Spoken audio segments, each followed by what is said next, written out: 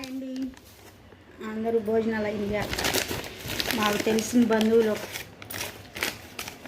అరుణాచలం వెళ్ళారంట. ఇంకా కాణిపాకం, తిరుపతి అన్ని ఊళ్ళు తిరిగారంట. ప్రసాదం తీసుకొచ్చారు. ఇదిగోండి లడ్డు, స్వామివారి లడ్డు ప్రసాదం తీసుకొచ్చి ఇచ్చారు పొద్దున. ఇదిగోండి ఇంకా